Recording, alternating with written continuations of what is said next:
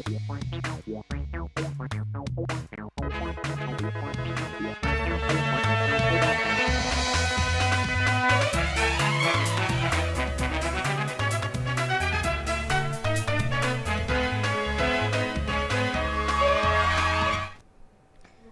मेरा नाम है जयंती झा और आप देख रहे हैं राष्ट्रीय समाचार। पहले बिना देर के एक नजर डालते हैं हेडलाइंस पर। गौरव भाटिया का राहुल गांधी पर हमला, एआई समिट विरोध में उदय भानु चिप गिरफ्तार, दिल्ली पुलिस की कार्यवाही, 4 दिन की कस्टडी मंजूर। भारत मंडपम में हुए विरोध प्रदर्शन मामले में हड़कंप, मामले में पुलिस कार्यवाही लगातार जारी। आईवाईसी के राष्ट्रीय अध्यक्ष उदय भानु चिप हिरासत में पटियाला हाउस कोर्ट में पुलिस ने किया पेश।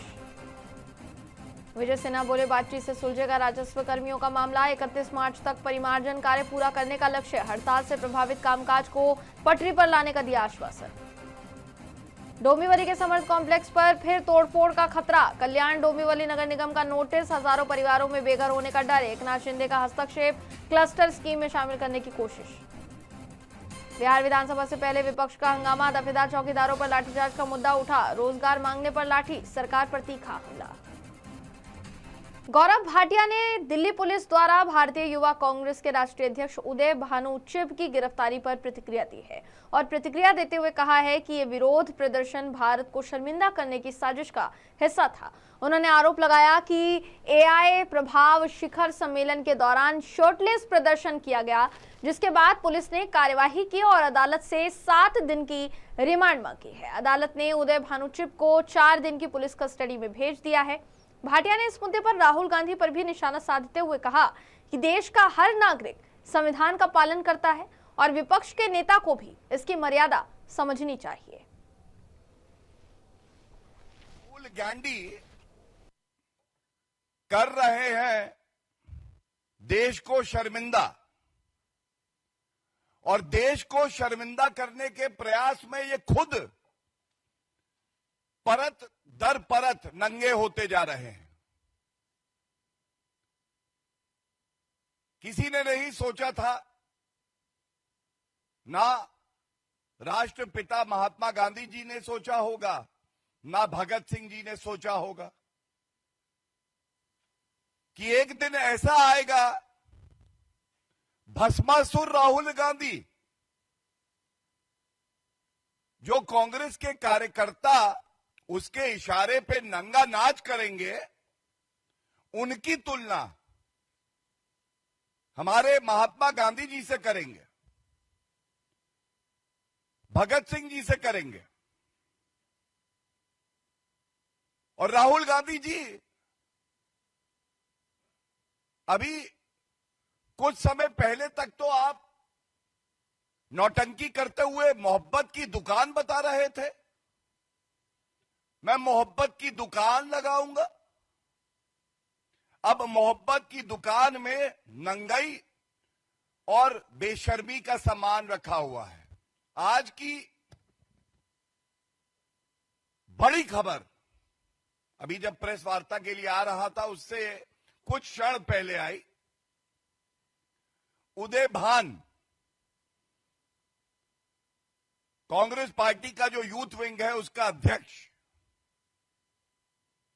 राहुल गांधी के इशारे पे एआई समिट के दौरान,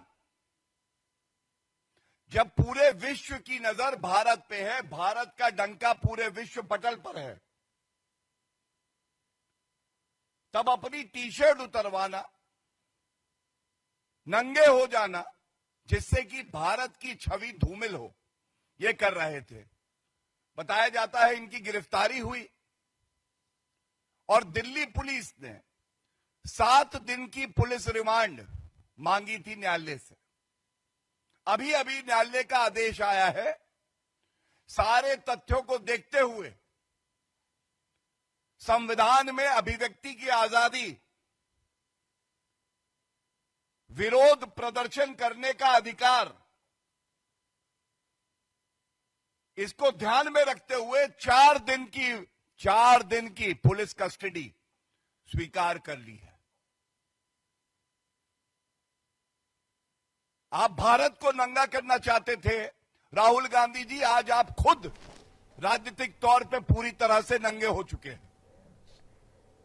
राजधानी दिल्ली में आयोजित एआई समिट के दौरान भारत मंडपम में हुए विरोध प्रदर्शन के सिलसिले में पुलिस कार्यवाही अब लगातार जारी है। इसी क्रम में इंडियन यूथ कांग्रेस के राष्ट्रीय अध्यक्ष उदय भानु चिब को दिल्ली पुलिस ने हिरासत में लिया। गिरफ्तारी के बाद पुलिस ने उन्हें पटियाला हाउस कोर्ट में पेश किया। अदालत परिसर के भीतर और बाहर सुरक्षा व्यवस्था कड़ी कर दी गई।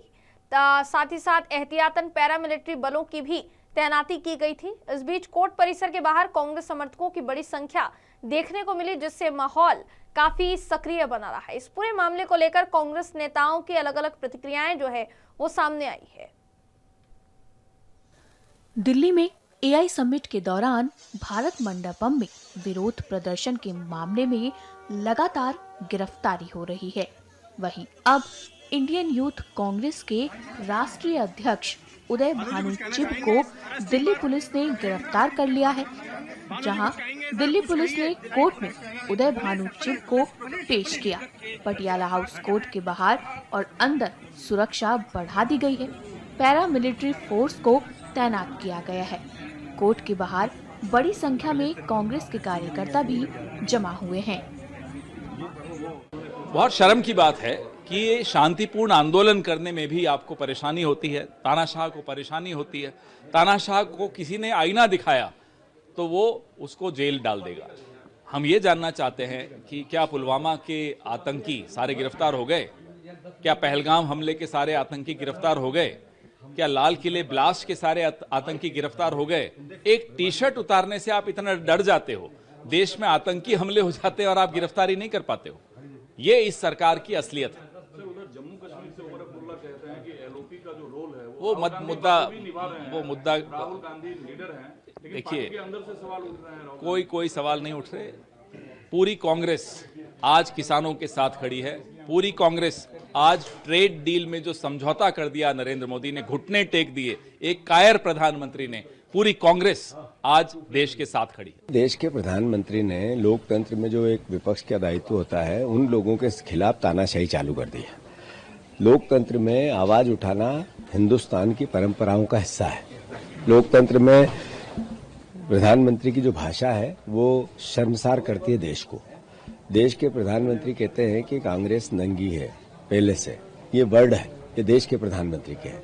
देश के प्रधानमंत्री ने जब चुप क्यों रहे, मौन क्यों रहे? जब ट्रंप ने कहा मैं आपका पॉलिटिकल करियर कोलैप्स कर दूंगा, क्यों चुप रहे तब वो? जब उन्होंने कहा सीज फायर मैंने करवाया। जब देश के किसान 0% टैरिफ पर अपनी फसल अमेरिका जा सकती है और वहां 18% लगेगा जाने के लिए और उनका 0% में आएगा, ऐसी परिस्थिति में प्रधानमंत्री ने क्या हित देखा देश के किसानों का? तब चुप क्यों है? एआई को लेकर जिस तरीके का सब्जबाग दिखाया गया, जो पूरी दुनिया में वो एक जो रोबोट की स्थिति बनी, चाइना से लाकर एक यूनिवर्सिटी की बात आई, ये अल्टीमेटली क्या था? मतलब लोगों को मैनेजमेंट से गुमराह करने का हिस्सा। तो अल्टीमेटली सच्चाई देश के सामने आए, सच्चाई से देश रूबरू हो। देश की स्थिति क्या है, देश के आम जनता की परिस्थिति क्या है, इससे देश के प्रधानमंत्री को वास्तविकता में अवगत होना चाहिए और देश को उस दिशा में ले जाना चाहिए। ये तो नैरेटिव वॉर है ना, सरकार जो कह रही है यूथ कांग्रेस को लेकर, उससे इस तरफ गिरफ्तारी हो गई। कांग्रेस का अगला स्टैंड क्या होगा? सरकार तो सच है कि नरेंद्र मोदी तो पहले नोटबंदी को भी अच्छी बताते थे। नरेंद्र मोदी तो पहले कोविड में भी थाली बजवाते थे। नरेंद्र मोदी ने जीएसटी अच्छी बताई। नरेंद्र मोदी ने जब जब भी पाप किया इस देश के साथ, जब जब भी झूठ बोला इस देश के साथ, तो देश को साथ लेने की कोशिश की, नैरेटिव बनाने की कोशिश की और फिर लोगों के साथ कुठाराघात किया। वही याद चल रहा है। जब नाश मनुष्य पर छाता है तो पहले विवेक मर जाता है। भारतीय जनता पार्टी की केंद्र की सरकार का विवेक मर गया है। प्रजातांत्रिक तरीके से विरोध प्रदर्शन पर भी इस प्रकार का फांसीवाद। हमें गर्व है हमारे युवा कांग्रेस के कार्यकर्ताओं पर और यूथ कांग्रेस के राष्ट्रीय अध्यक्ष उदय भानु चिब पर, जिन्होंने ये अग्रणी भूमिका ली।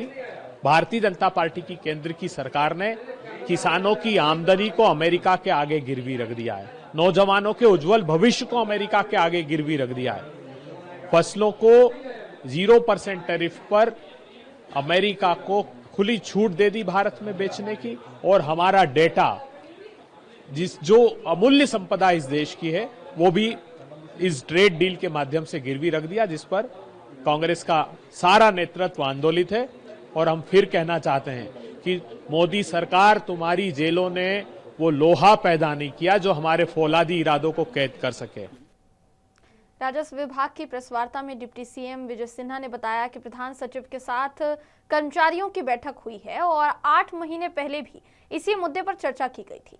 उन्होंने कहा कि सरकार ने कर्मचारियों से तत्काल हड़ताल खत्म करने की अपील की थी। फिलहाल परिमार्जन का काम जारी है, जिसे 31 मार्च तक पूरा करने का लक्ष्य रखा गया है। कर्मचारियों ने भी बातचीत के बाद हड़ताल वापस लेने का आश्वासन दिया है, जिसके लिए उन्हें समय दिया जाएगा। उन्होंने कहा कि हड़ताल की वजह से विभागीय कामकाज की रफ्तार प्रभावित हुई है, जिसे जल्द सामान्य किया जाएगा। साथ ही होली के बाद प्रत्येक जिले में जनसंवाद कार्यक्रम शुरू किए जाएंगे, जिसकी तारीख मुख्यमंत्री के कार्यक्रम के मुताबिक तय की जाएगी। हमारे प्रधान सचिव और हम लोग थे, उनकी बात को हमने सुना है। उनका कहना था कि पहले भी हम लोग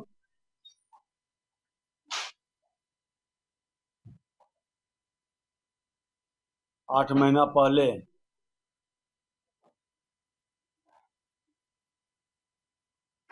मुख्य सचिव और प्रधान सचिव के साथ वार्ता हुई, लिखित उनको मिला, उसका अनुपालन नहीं हुआ।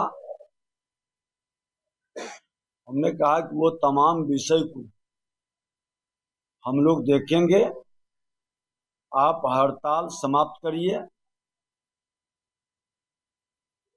और जो उचित मांगे हैं सरकार उस पर गंभीरता पूर्वक विचार करेगी, क्योंकि अभी राजस्व भूमि सुधार विभाग के अंदर जो अभियान चल रहा है, जो कार्यक्रम चल रहा है, जो परिमार्जन का टारगेट दिया गया है, 31 मार्च तक उसको पूरा करना हमारी प्राथमिकता है। और जो इसमें सहयोग करेंगे, सरकार उसके साथ पूरी सहानुभूति के साथ उनकी बातों का समाधान का प्रयास करेगा। डोंबिवली के एरेगांव स्थित समर्थ कॉम्प्लेक्स पर फिर से तोड़फोड़ की कार्यवाही की तलवार लटक गई है, जिससे करीब 65 इमारतों में रहने वाले लगभग 6,500 लोगों में बेघर होने का डर गहरा रहा है। कल्याण डोंबिवली नगर निगम ने कोर्ट के आदेश का हवाला देते हुए इमारतों को गिराने का नया नोटिस जारी किया है। चुनाव से पहले सत्ताधारी नेताओं द्वारा बेघर न होने देने का भरोसा दिए जाने के बावजूद चुनाव खत्म होते ही कार्यवाही शुरू होने से रहवासियों में अब नाराजगी है। लोगों का कहना है कि उन्होंने जीवन भर की कमाई से घर खरीदे और अवैध निर्माण की जानकारी नहीं दी गई। इस मुद्दे पर राजनीति भी तेज हो गई है। बीजेपी नगर सेवक दीपेश महात्रे ने पक्षपात का आरोप लगाया, जबकि एकनाथ शिंदे ने मामले में हस्तक्षेप कर क्लस्टर स्कीम में शामिल करने की कोशिशों की बात कही। शिवसेना विधायक राजेश मोरे ने भी प्रशासन से मुलाकात कर कार्यवाही रोकने और दोषी बिल्डर्स पर सख्त कदम उठाने की मांग की है। अभी सबकी नजर सरकार और प्रशासन के अगले कदम पर टिकी हुई है।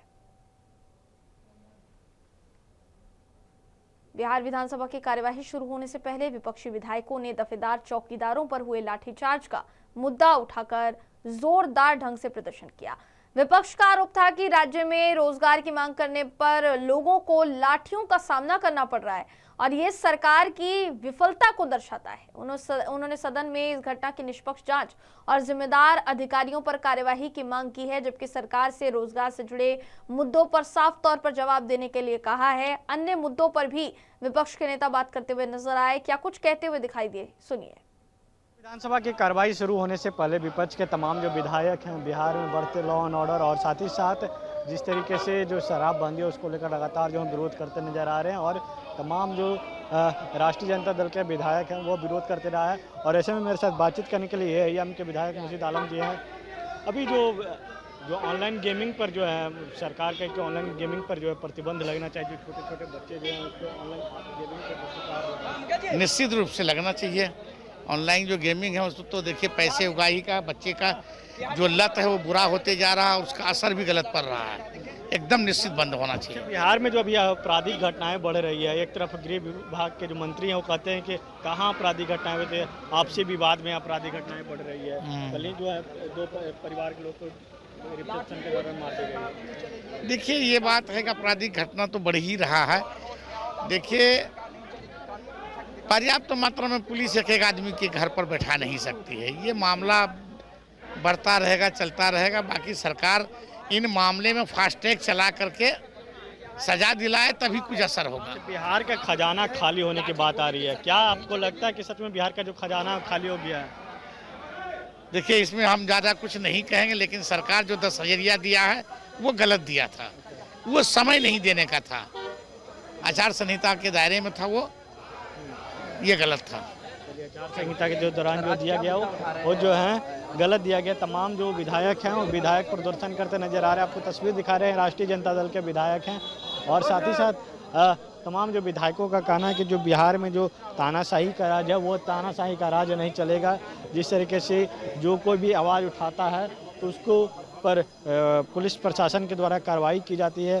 कल जिस तरीके से पटना के सड़कों पर जो है दफेदार चौकीदार जो के लोग जो हैं वो धरना प्रदर्शन कर रहे थे अपनी मांगों को लेकर, तो उस समय भी जो है लाठीचार्ज हुई थी। और ऐसे में तमाम जो विधायक हैं, तमाम विधायकों की आज भी जो है सदन के बाहर प्रदर्शन करते नजर आ रहे हैं। और साथ ही साथ जिस तरीके से जो बिहार के खजाने खाली होने की बात आ रही है तो उसको लेकर उन्होंने जो एक विधायक है उन्होंने कहा कि जो 10,000 जो दिया गया विधानसभा चुनाव के समय उसका जो है दुष्परिणाम ही देखने को मिल रहा है, क्योंकि वो उससे हैं जो बिहार का जो रेवेन्यू है वो कम हुई है।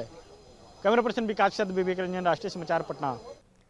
दफेदार चौकीदारों पर हुए लाठीचार्ज को लेकर भाई वीरेंद्र ने कड़ी प्रतिक्रिया दी है। उन्होंने कहा कि प्रदर्शनकारी अपनी मांगों को लेकर शांतिपूर्ण प्रदर्शन कर रहे थे, मगर पुलिस द्वारा लाठीचार्ज किया गया जो दुर्भाग्यपूर्ण है।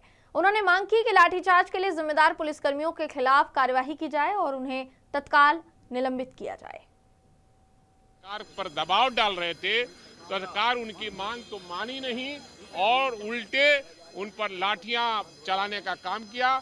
इसलिए सरकार से मैं मांग करूंगा चौकीदार और दफादार की मांगों को पूरा करें और जो लाठी बरसाया है उसको। महाराष्ट्र के बजट सत्र के दौरान विधानसभा परिसर में आज जोरदार राजनीतिक हंगामा देखने को मिला। विधानसभा की सीढ़ियों पर विपक्षी दलों ने सरकार के खिलाफ जमकर नारेबाजी की है। मामला एनसीपी के अजीत पवार गुट के खाद्य एवं औषधि विभाग के मंत्री नरहरी झिरवल से जुड़ा हुआ है, जिस पर विपक्ष लगातार हमलावर है। दरअसल नरहरी झिरवल इनके निजी सचिव पर काम करवाने के बदले पैसे लेने का मामला सामने आया। इस खुलासे के बाद विपक्ष ने इसे गंभीर भ्रष्टाचार का मुद्दा बताते हुए सरकार को घेरना शुरू कर दिया। विपक्ष का आरोप है कि सरकार भ्रष्टाचार के मामलों में कार्यवाही करने से बच रही है। विधानसभा परिसर में विरोध प्रदर्शन के दौरान विपक्षी नेताओं ने मंत्री के तत्काल इस्तीफे की मांग की। वहीं इस मुद्दे को लेकर सदन के अंदर भी हंगामे के आसार बने हुए हैं। विपक्ष का कहना है कि जब तक मंत्री पद से इस्तीफा नहीं दे देते उनका आंदोलन जारी रहेगा। अब इस पूरे मामले पर सरकार का क्या रुख रहता है, इस पर सबकी निगाहें टिकी हुई है। मुंबई में प्रदूषण और रमजान के दौरान सुविधाओं को लेकर समाजवादी पार्टी के विधायक ने सरकार का ध्यान अपनी ओर खींचा। अबू आसिम आजमी ने गोवंडी इलाके में बढ़ते प्रदूषण पर चिंता जताते हुए कहा कि इसकी वजह से लोगों में गंभीर और खतरनाक बीमारियां बढ़ रही हैं। उन्होंने कहा कि अगर किसी कंपनी पर प्रदूषण फैलाने के आरोप हैं तो उनकी जांच कर सख्त कार्यवाही की जानी चाहिए। आजमी ने स्पष्ट कहा कि लोगों की सेहत से किसी भी कीमत पर समझौता नहीं होना चाहिए। हमारे एरिया मानकुश शिवाजी नगर और पूरे मुंबई में प्रदूषण की बहुत हालत खराब है, पोल्यूशन बहुत बढ़ चुका है। सरकार ने मस्जिदों की लाउडस्पीकर को पोल्यूशन की वजह से निकाल दिया, जबकि मस्जिद के लाउडस्पीकर से कोई पोल्यूशन होता नहीं है, वह कोई वॉइस पोल्यूशन नहीं होता है। बिल्कुल झूठ है ये। मैं पिछले चौथी बार एमएलए हूँ। मेरे एरिया में एसएमएस कंपनी बायो केमिकल जहाँ सब दवाएं जलाई जाती हैं और बड़ी ज़बरदस्त तरीके से 24 घंटे धुआं निकलता है, और हम बार बार बात करके थक चुके हैं, लक्षवेदी लगा चुके हैं, लोग बीमार हो रहे हैं। वहाँ फायर ब्रिगेड स्टेशन है, वहाँ ऑफिसर काम करने को तैयार नहीं है। कैंसर की बीमारी, सांस की बीमारी, हार्ट अटैक, बहुत सारी बीमारियाँ होती जा रही हैं। मैंने कई बार हाउस में कहा, बोल बोल के मैं थक चुका हूँ कि टाटा इंस्टीट्यूट, प्रजा जैसे संस्था ने ये कहा कि इस पोल्यूशन की वजह से यहाँ जो एसएमएस कंपनी की वजह से लोगों की एज की उम्र का एवरेज वहाँ 39 ईयर्स हो चुका है। एक डॉक्टर जो टीबी के मरीज का इलाज करते गए पूरे देश में, जो अब तक सर्वे हुआ है पूरे देश का, सिर्फ मुंबई का महाराष्ट्र का नहीं, पूरे देश का जो सर्वे हुआ है, सबसे ज़्यादा टीबी का मर्ज मानकुश शिवाजी नगर में है। हमने चीफ मिनिस्टर से बात किया हमने सारे मंत्रियों को बात किया, हाउस में कितनी बार उठाया, परंतु अभी तक इस पर कोई कार्रवाई नहीं हुई। मेरी मांग है कि इंसान की जिंदगी से खेलना बंद किया जाए। अनुराग ठाकुर ने राहुल गांधी पर तीखा हमला बोला है। अनुराग ठाकुर का कहना है कि राहुल गांधी अब राष्ट्र विरोधी ताकतों के प्रवक्ता बन गए हैं। वो भारत विरोधी एजेंडा चला रहे हैं, नकारात्मक राजनीति फैला रहे हैं और अराजकता के लिए काम कर रहे हैं। उनका काम रह गया है झूठ फैलाना, मोदी जी को गाली देना और भारत को दुनिया में बदनाम करना। अनुराग ठाकुर ने सीधे कई सवाल उठाए। उन्होंने कहा, क्या कांग्रेस विदेशियों का एजेंडा चला रही है? क्या अमेरिका और जॉर्ज सोरोस के कहने पर काम हो रहा है? क्या देश के विरोधी कांग्रेस का साथ दे रहे हैं?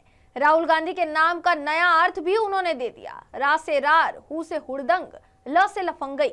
नेता प्रतिपक्ष के रूप में राहुल गांधी अराजकता, अफवाह और दंगा फैलाने का रोज का काम कर रहे हैं, ये कहते हुए नजर आए अनुराग ठाकुर। साथ ही अनुराग ठाकुर ने चेतावनी दे डाली कि ये भारत विरोधी प्रयास न सिर्फ न सफल होगा न चलेगा। राहुल गांधी को देश से माफी मांगनी चाहिए। राहुल गांधी अब राष्ट्र विरोधी ताकतों के प्रवक्ता बन गए हैं, भारत विरोधी एजेंडा चलाते हैं, नकारात्मक राजनीति को बल देते हैं, अराजकता फैलाने का प्रयास करते हैं। इनका एक ही काम हो गया, झूठ बोलो, भय और भ्रम फैलाओ, भारत को बदनाम करो, मोदी विरोधी राजनीति करो और देश जो विकास कर रहा है भारत को दुनिया भर में बदनाम करो। अगर भारत की इकोनॉमी सबसे तेजी से बढ़ती है तो उसको डेड इकोनॉमी बोलते हैं। इंडिया एआई समिट, जिसकी प्रशंसा पूरी दुनिया कर रही है, बहुत सफल समिट हुई, वहाँ पर शेमलेस और शर्टलेस नंगा नाच करके अभद्र प्रदर्शन करते हैं। राहुल गांधी जी की राजनीति क्या विदेशों से तय हो रही है? क्या कांग्रेस पार्टी विदेशियों का एजेंडा चला रही है? क्या अंकल सैम और सोरोस के कहने पर यह पार्टी अब चल रही है? क्या भारत के प्रतिद्वंदी देश, उनका सहयोग अब कांग्रेस पार्टी कर रही है? चंदा राजीव गांधी फाउंडेशन में लेना और फिर चीन के गुणगान गाना। यही नहीं, आज राहुल का मतलब क्या हो गया है? आर से रार, ह से हुड़दंग और ल से लफंगई। पटना में डाक बंगला चौराहे पर दफादार चौकीदार संघ के प्रदर्शन के दौरान हालात बिगड़े, जब प्रदर्शनकारियों ने पुलिस बैरिकेडिंग तोड़कर आगे बढ़ने की कोशिश की, जिसके बाद पुलिस ने पहले उनको चेतावनी दी, फिर लाठीचार्ज किया। इस मौके पर भगदड़ मच गई। इसकी कुछ तस्वीरें सामने आई। इस कार्यवाही में कई लोग घायल हुए। प्रभु चौकीदार नाम का एक प्रदर्शनकारी गंभीर चोटिल हुआ, जिसे अस्पताल में भर्ती कराया गया। ये प्रदर्शन कारगिल चौक से शुरू होकर जेपी गोलंबर होते हुए डाक बंगला चौराहे तक पहुंचा था। अब इस पर अलग अलग प्रतिक्रियाओं का दौर जारी है, जहां एक तरफ भाई वीरेंद्र ने इस पर हमला बोला है, तो वहीं दूसरी तरफ अब इसको लेकर कई तरीके के सवाल जवाब जो हैं वो विपक्ष की तरफ से खड़े होने शुरू हो गए हैं।